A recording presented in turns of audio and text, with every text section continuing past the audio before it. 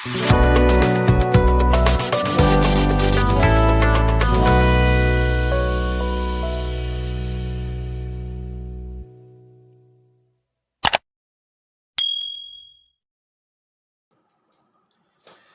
And welcome दोस्तों, बहुत बहुत स्वागत है आप सभी का मेरे यूट्यूब चैनल ठीक शुभेंदु में। तो वंस अगेन आप देखो, एक बड़ा दिन था।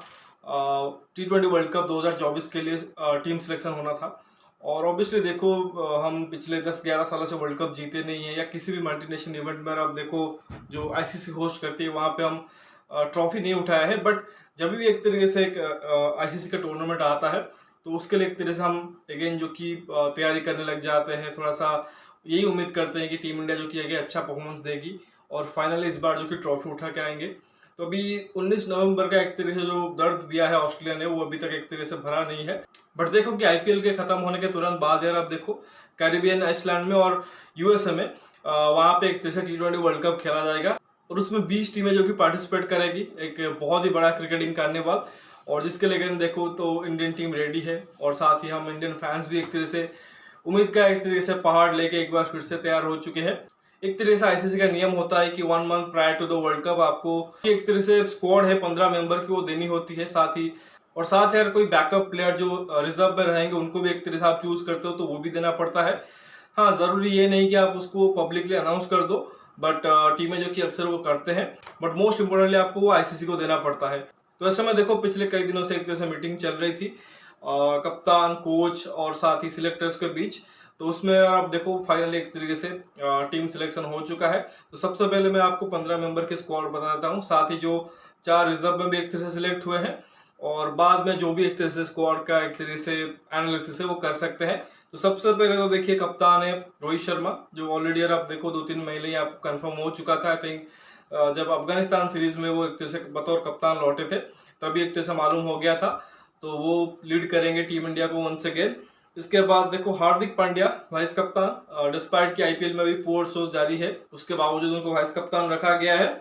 फिर यशस्वी जायसवाल, विराट कोहली, सूर्य कुमार यादव, ऋषभ पंत की कमबैक हुई है as wicket keeper batsman. Expect नहीं किया जा रहा था कि बहुत जल्दी एक तरह से कमबैक कर जाएंगे, जो उनके साथ हादसा हुआ था, और इतना जल्दी एक तरीके से वर्ल्ड कप जैसे बड़े मंच पे अवेलेबल हो जाएंगे। बट उन्होंने बहुत ही बढ़िया कमबैक किया, आईपीएल में परफॉर्म किया, और इसके चलते आप देखो मोस्ट लाइकली उनको फर्स्ट प्रेफरेंस भी मिलेगी वो जो बैटिंग ऑर्डर है उसमें। इसके अलावा संजू सैमसन फाइनली एक वर्ल्ड कप में उनको पिक किया गया है, और जिस फॉर्मेट में वो अच्छा कर रहे थे उसी फॉर्मेट में पिक किया गया है। इससे पहले ये हो रहा था कि वो वनडे पे अच्छा कर रहे थे बट उनको वनडे वर्ल्ड कप में शामिल नहीं किया गया। T20 बायोलिटल्स एक तरह से खेलने के लिए दिए गए। जब T20 में अच्छा कर रहे थे तो वहां पे वर्ल्ड कप में सिलेक्ट नहीं हुए थे और इररिलेवेंट एक तरीके से ओडीआई मैचेस खेल रहे थे। तो फाइनली अगर आप देखो तो यहाँ पे वर्ल्ड कप में मौका मिल गया है। 15 मेंबर का एक तरह से हिस्सा है, हो सकता है कि बैकअप कीपर हो।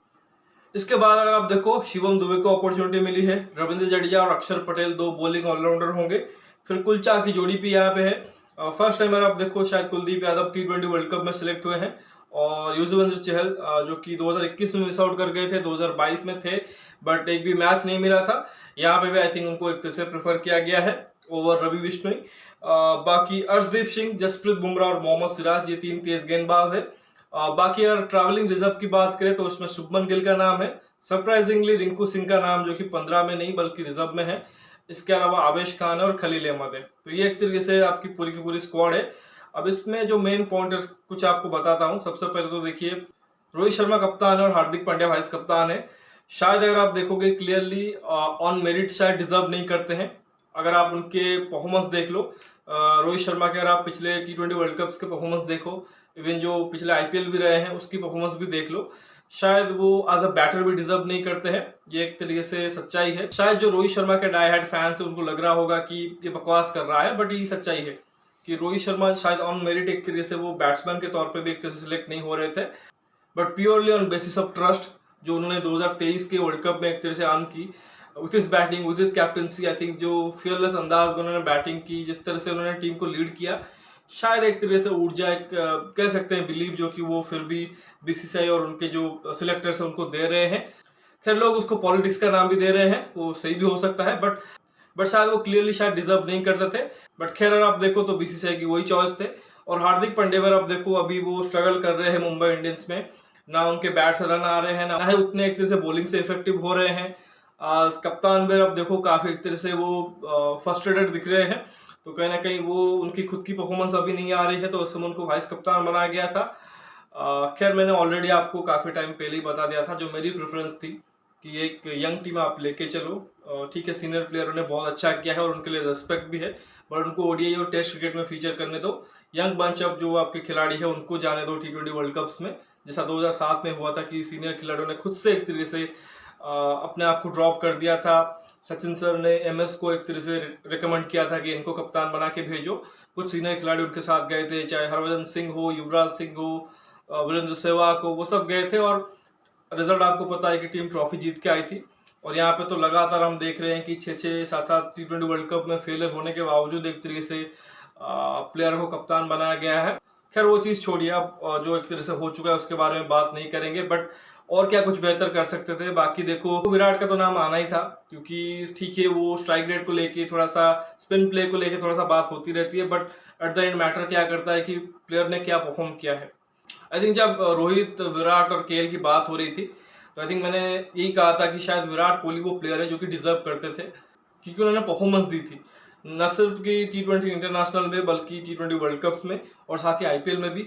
जबकि आप देखोगे तो रोहित के आईपीएल में तो रन नहीं है, साथ ही T20 वर्ल्ड कप्स में भी रन नहीं है। चलो केएल राहुल का तो डिफरेंट मसला है, उनके साथ थोड़ा सा उनके जो एटीट्यूड है, जो जिस तरह से वो अप्रोच करते हैं बड़े गेम्स में, थोड़ा सा नर्वस दिखते हैं। आई थिंक वही एक तरह से उनको कॉस्ट कर गया, तो यहाँ पे वो कहीं पे एक तरह से फीचर नहीं कर रहे हैं, ना मेन स्क्वाड में है ना ही रिजर्व में है। बाकी अगर आप देखोगे तो रिंकू सिंह का ऐसा है कहा कि एक तरह से मिस करना बहुत बड़ा अनफॉर्चुनेट चीज है और बार बार वही गलती टीम इंडिया कर रही है। और अभी मैं देख रहा था आई थिंक 2021, 2022 और अब 2023 में तुलना करेंगे, बहुत ज्यादा कुछ फर्क नहीं है। और इनफैक्ट देखिए 2021 में जो आपकी बैटिंग ऑर्डर थी टॉप 7 ऑलमोस्ट सेम दिखेगी आपको 2024 T20 वर्ल्ड कप में। जो एक तरह से फर्स्ट गेम होगा, सिर्फ एक बदलाव वहां पे होगा, केएल राहुल की जगह पे यशस्वी जायसवाल आ जाएंगे। अब देखो बहुत ज्यादा फर्क नहीं है, इनफैक्ट केएल राहुल मुझे लगता है ज्यादा बेहतर बैट्समैन है, बट जो उम्मीद उनसे थी आई थिंक 2021 वर्ल्ड कप के दौरान ही उन्होंने एक तरह से वहां पे निराश किया था और उसके बाद से निराश करते आए हैं। होपफुली यशस्वी जो कि वो की तरह से निराश नहीं करेंगे, बट उसके अलावा देखो बैटिंग लाइनअप सेम ही है, वही रोहित ओपन करेंगे, विराट 1 डाउन आएंगे, सूर्य कुमार यादव नंबर 4 पे, फिर 5 पे ऋषभ पंत को ये स्टार्ट करेंगे और 6 पे हार्दिक होंगे क्योंकि वो वाइस कप्तान है। और 7 पे फिर आप देखोगे रविंद्र जडेजा / अक्षर पटेल, हो सकता है कि जडेजा के साथ ही स्टार्ट करे। और यही आपकी बैटिंग लाइनअप 2021 में भी थी। और वहां पे याद करिए क्या चीज था, 2021 का जो सेकेंड पार्ट ऑफ आईपीएल हुआ था यूएई में, वो खत्म हुआ था, उसके बाद हमने वर्ल्ड कप खेला था। जिस ग्रुप में हम थे हमारे लिए इंपोर्टेंट था एक बड़ा मैच जीतना, पाकिस्तान और न्यूजीलैंड में से किसी एक मैच को जीतना। दोनों मैच हम हार गए और ग्रुप स्टेज से एग्जिट हो गया। वंस अगेन आप देखिए 2 महीने के आईपीएल के बाद हम वहां पे टूर करेंगे। फर्स्ट राउंड जो कि हमारे लिए इजी है, क्योंकि वहां पे सिर्फ एक पाकिस्तान को हमें एक तरह से फेस करना है जो कि थोड़ी सी चैलेंज प्रस्तुत करेगी। उसके अलावा देखो तो यूएसए, कनाडा, आयरलैंड, इन सब को फेस करना है, तो उतना कोई एक तरह से चैलेंज नहीं होगा। बट जब नेक्स्ट राउंड में आप जाओगे वहां पे आप फंस सकते हो। देखो एज अ फैन तो डेफिनेटली चाहूंगा कि टीम इंडिया जो कि ट्रॉफी उठा के आए, बट चांसेस काफी कम दिख रहे हैं, क्योंकि आपने अगर आप देखो पास्ट की जो आपकी गलतियां उनसे सीखे नहीं है। अब रिंकू सिंह का अगर मैटर ले लो, पिछले अगर आप कुछ T20 इंटरनेशनल देखो, रिंकू सिंह ने जो इंडिया के लिए खेले हैं उसमें कंसिस्टेंटली उन्होंने परफॉर्म किया है, जबकि वो सबसे डिफिकल्ट फेज में बैटिंग करने के लिए आते हैं, बतौर फिनिशर खेलते हैं। अंदाजा नहीं रहता है कि कितने बॉल उनको मिलेगी रेगुलरली, किस सिचुएशन में उनकी बैटिंग आएगी, बट हर बार उन्होंने अच्छा ही किया था। और पिछले 6-7 महीने पहले अगर आप देखो वहां पर लग रहा था कि रिंकू सिंह जो कि बतौर फिनिशर टीम इंडिया के लिए खेलेंगे, बट करंट हाल देखो आपके पास एक भी फिनिशर नहीं है। ऋषभ पंत एट 5 आपको लगेगा कि बहुत अच्छी एक तरह से चॉइस है, बट आप और उनका T20 हिस्ट्री देख लो, जो इंटरनेशनल में रहा है वो बहुत ही खराब रहा है। आईपीएल में फिर भी आप देखो तो उन्होंने ठीक ठाक ही किए हैं, बट कुछ एक्स्ट्रा ऑर्डिनरी चीज नहीं किया है।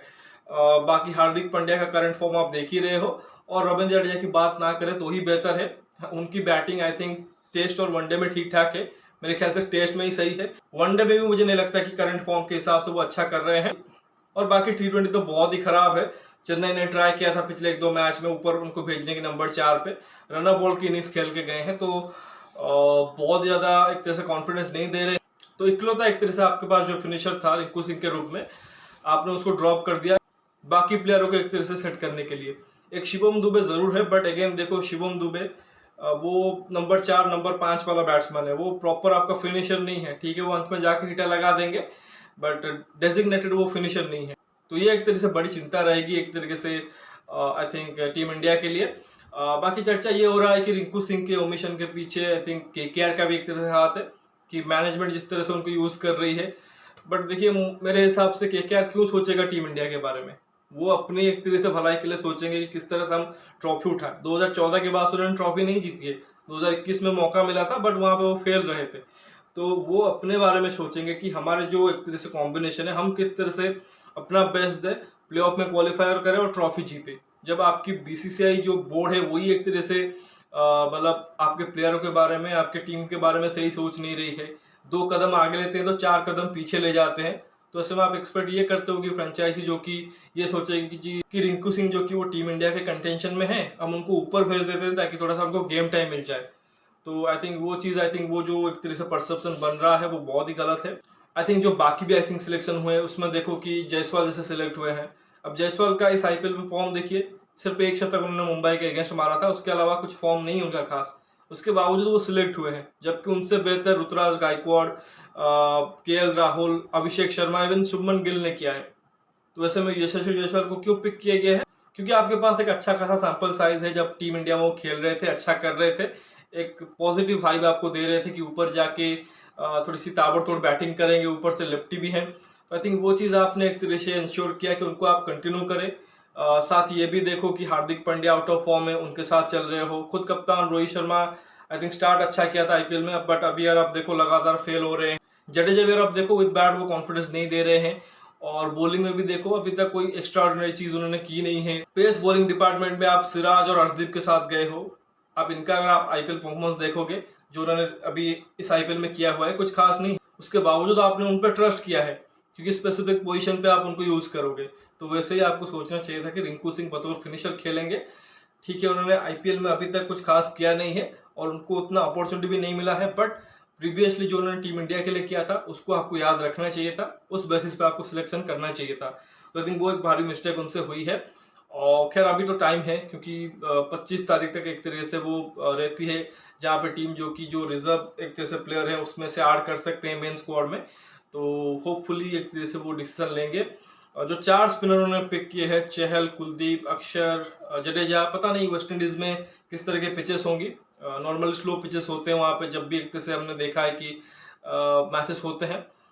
बहुत कम एक तरह से ग्राउंड है वहाँ पे जहाँ पे बिल्कुल फ्लैट विकेट होते हैं। तो मे भी हो सकता है कि लैटर पार्ट में एक तरह से स्पिनरों की जरूरत पड़े, बट स्टिल बिलीव कि 4 स्पिनर बहुत ज्यादा है। मे बी आप अक्षर या जडेजा में से किसी एक को रिजर्व में रख के आप रिंकू सिंह को बाद में ऐड कर सकते हो। सिर्फ और सिर्फ 3 ही पेसर उन्होंने एक तरह से सिलेक्ट किए हैं, जिसमें बुमराह तो है जो कि टॉप नॉच बॉलिंग कर रहे हैं, बट उसके बाद देखो तो सिराज वो कॉन्फिडेंस अभी तक नहीं दे रहे हैं, और साथ ही अर्शदीप सिंह भी यार आप देखो हॉट एंड कोल्ड ही रहते हैं। बट उम्मीद ये करेंगे कि एक्सपीरियंस प्लेयर है, काफी मैचेस का उनको एक्सपीरियंस है, नॉट जस्ट की आईपीएल खेले हैं बट T20 इंटरनेशनल का भी एक तरह से एक्सपीरियंस आ चुका है। वर्ल्ड कप खेल चुके हैं अर्शदीप, 2022 में T20 वर्ल्ड कप का हिस्सा थे। Mohammed Siraj 2023 ODI world cup का हिस्सा रह चुके हैं, तो एक्सपीरियंस उनके पास है। तो उम्मीद तो करेंगे अच्छा करेंगे, बट क्योंकि सिर्फ और सिर्फ 3 ही पेसर लिए हैं तो आई थिंक हार्दिक पांड्या को भी शायद सोच रहे हैं कि वो एक प्रॉपर पेसर की तरह एक तरह से यूज होंगे, और मे बी शिवम दुबे से भी 1-2 ओवर कराने की सोच रहे हैं। खैर ये तो जो ओवरऑल स्क्वाड हमने देखी एक तरह से, बाकी जो खिलाड़ी एक तरह से मिस आउट कर रहे हैं, तो ऑब्वियसली मैंने केएल राहुल के बारे में आपको बताया है, और उनके फेवर में आई थिंक वो चीज़ नहीं गई कि एक तो ऑलरेडी टीम इंडिया ने रोहित को एक तरह से कप्तान बनाया हुआ है, दैट मीन्स एक स्लॉट वहाँ पे एक तरह से भर गया। फिर जायसवाल को भी वो प्रायोरिटाइज कर रहे हैं। उसके अलावा अगर आप देखो तो शुभमन गिल है जो कि रिजर्व में है, अभिषेक शर्मा, ऋतुराज गायकवाड़ जो कि लगातार अच्छा कर रहे हैं, बट उनको अभी कंसिडर नहीं किया गया है। तो टॉप ऑर्डर में तो उनके लिए वैकेंसी नहीं है, और कहाँ पे खेल सकते थे विकेट कीपर के तौर पे, बट वहां पे देखो ऋषभ और संजू ने आई थिंक बेहतर किया है उनसे, और वो भी मिडिल ऑर्डर में। अब केएल राहुल की दिक्कत ये है, उन्होंने भी अच्छा किया है बट वो टॉप ऑर्डर में। अब उनको अगर अपना केस स्ट्रॉन्ग करना था, आई थिंक डिस्कशन भी कर रहे थे जब एक तरह से आईपीएल से पहले प्रीव्यू कर रहे थे कि केएल को मिडिल ऑर्डर में जाना चाहिए, नंबर 4-5 बैटिंग करना चाहिए। तो हो सकता है कि एक तरह से वो अभी टीम इंडिया के लिए एक तरह से सिलेक्ट हो जाते हैं, अगर यही जो उन्होंने 350 से ऊपर 400 के करीब एक तरह से रन बनाए हुए हैं अभी तक, और इस बार तो वो एक तरह से पुराने वाला अंदाज भी थोड़े बहुत दिखा है। तो जरूरी ये था कि वो मिडिल ऑर्डर में बैटिंग करे क्योंकि टॉप ऑर्डर में वैकेंसी थी नहीं, बट वो चीज़ उन्होंने एक तरह से एक्सेप्ट नहीं की, वो टॉप ऑर्डर में ही खेले। बट अगेन देखो यहाँ पे कंपटीशन बहुत ज़्यादा है। उनके लिए अगर आप देखो तो उनके फैंस एक तरह से फील कर रहे होंगे, थोड़ा सा नाराज भी होंगे, बट बहुत ज्यादा हल्ला नहीं मचेगा जितना कि एक तरह से मुझे लगता है कि रोहित या विराट के मिस आउट होने से होता। बाकियों में देखो तो वेरी वेरी हैप्पी पर Sanju Samson, Yuzvendra Chahal and Shivam Dube deserving candidate थे। स्पेशली अगर आप देखो संजू सैमसन जिस तरह से उनका करियर रहा है, फाइनली अगर आप देखो एक अच्छा मौका उनको मिला है, होपफुली प्लेइंग 11 का भी हिस्सा होंगे एट सम स्टेज। बाकी चहल के साथ उम्मीद ये रहेगी कि इस बार प्लेइंग 11 का हिस्सा बने, क्योंकि पिछले बार भी सिलेक्ट हुए थे बट सिर्फ वाटर बोतल ही एक से कैरी की थी। बाकी शिवम दुबे हो सकता है स्टार्ट ना करे, बट समहाउ मुझे लगता है कि मैं अपने टीम में उनको स्टार्ट करा सकता हूं, और मैं आपको जाते जाते अपनी प्लेइंग 11 भी बताता चलूंगा। बट बाकी देखो तो जैसा कि केएल राहुल का एक तरह से सिलेक्शन नहीं हुआ था, श्रेयस अय्यर और ईशान किशन उनका भी लग रहा है कि अभी वो काफी दूर है एक तरह से T20 टीम से। ऋतुराज गायकवाड़ डिस्पाइट कि उन्होंने बहुत अच्छा किया है इस आईपीएल में, बट स्टिल अभी वो काफी पीछे हैं। आई थिंक 3-4 ओपनर के बाद उनका एक तरह से नंबर आएगा। इवन रोहित शर्मा यहाँ पे ओपनर होते भी नहीं तब भी शायद उनको सिलेक्ट नहीं करते, क्योंकि वहां पर ऑलरेडी शुभमन गिल थे। हो सकता है कि अभिषेक शर्मा को सिलेक्ट कर जाते, बट ऋतुराज का फिलहाल मुझे केस थोड़ा सा नहीं लग रहा है, मतलब वो अच्छा करते रहेंगे तो हो सकता है लॉन्गर फॉर्मेट में सिलेक्ट हो जाए, बट T20 में अभी थोड़ा सा उनको टाइम लगेगा। बाकी रहे गेंदबाज, तो आई थिंक उस पर एक तरह से आप चर्चा कर ही सकते हो, क्योंकि बैट्समैन का क्या है, एक तरह से हम जैसा देख रहे हैं पिछले तीनों ही वर्ल्ड कप में एक तरह से कंस्टेंट ही रहे हैं, बहुत ज्यादा चेंजेस हुए नहीं है, एक दो स्लाइड चेंजेस हुए हैं, बट बॉलिंग में देखो ड्रास्टिकल चेंजेस होते रहते हैं। 2021 में राहुल चहर, वरुण चक्रवर्ती आए थे, सडनली वो गायब हो गए। अब देख रहे हो कि कुलदीप और चहल जो कि एक साथ आ रहे हैं, और रवि बिश्नोई के लिए थोड़ा सा फील हो रहा होगा, क्योंकि अगर आप पिछले ही साल से देखो 2022 एशिया कप के बाद से अगर आप देखो उनके साथ थोड़ी सी इंजस्टिस जरूर हुई है। उन्होंने अच्छी परफॉर्मेंस दी है, उसके बावजूद उनको लगातार साइडलाइन किया गया है, तो वो भी एक तरह से फील कर रहे होंगे। बट अदर देन दैट अगर आप देखो तो स्पिन डिपार्टमेंट आज एक्सपेक्टेड ही है। जहां तक तेज गेंदबाजी की बात है, काफी सारे विकल्प थे जो कि एक तरह से फैंस एक्सपर्ट सजेस्ट कर रहे थे कि मयंक यादव को ले जाओ, मोहसिन खान को ले जाओ, संदीप शर्मा को ले जाओ, टी नटराजन को लेके जाओ, खलील अहमद को लेके चले जाओ, बट टीम इंडिया ने आई थिंक अपने ट्राइड एंड टेस्टेड गेंदबाजों के ऊपर एक तरह से भरोसा दिखाया है। एक गेंदबाज मुझे लगता था फिर भी मे बी संदीप शर्मा को वो ट्राई कर सकते थे, क्योंकि बहुत ही अंडररेटेड गेंदबाज है आईपीएल में, बट सक्सेस उनकी अगर आप देखोगे काफी बढ़िया है। तो काफी एक तरह से उन्होंने इस बार भी अच्छी परफॉर्मेंस दी है। रिसेंटली अगर आप देखो मुंबई के अगेंस्ट उन्होंने 5 लिया था, तो वो कोशिश कर सकते थे उनको समहाउ टीम में या रिजर्व में ऐड कर सकते थे, बट लेट्स सी कि क्या करते हैं। तो जैसा कि कहा, तो बहुत ज़्यादा तो उम्मीद टीम इंडिया से है नहीं, क्योंकि बाकी टीम अगर आप देखोगे इंग्लैंड, ऑस्ट्रेलिया, साउथ अफ्रीका, उनकी बैटिंग लाइनअप देखोगे बहुत ही तगड़ी है। बॉलिंग लाइनअप भी कुछ कुछ टीमों की बहुत शॉर्टेड दिख रही है, बट हमारे यहाँ पे अगर आप देखो तो बहुत ज़्यादा कन्फ्यूज़न है, क्योंकि एक तो प्रॉब्लम ऑफ प्लेंटी है, और साथ ही हम उसमें थोड़े से एक तरह से कंफ्यूज होकर सही सिलेक्शन भी नहीं करते हैं। पर्टिकुलरली जिस प्लेयर को हमें सिलेक्ट करना चाहिए एक प्रेफर्ड पोजीशन के लिए, वहाँ पे नहीं करते हैं, और बस नाम पे एक तरह से चलते जाते हैं।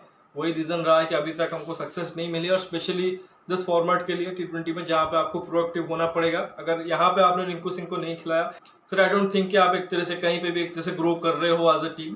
तो खैर बाकी टीमें तो खुशी होंगी कि रिंकू सिंह जो कि वो प्लेइंग 11 का हिस्सा नहीं होंगे। स्क्वाड का छोड़िए, क्योंकि हम एक्सपर्ट ये कर रहे थे कि बतौर फिनिशर वो नंबर 6-7 पे आपको दिखेंगे, बट वो चीज़ नहीं हो सका है, और बहुत ज़्यादा आई थिंक फ्रस्ट्रेट होके भी कोई फायदा नहीं है, क्योंकि ऑलरेडी आप देखो ऐसी चीज़ें हमने बार बार देखा है।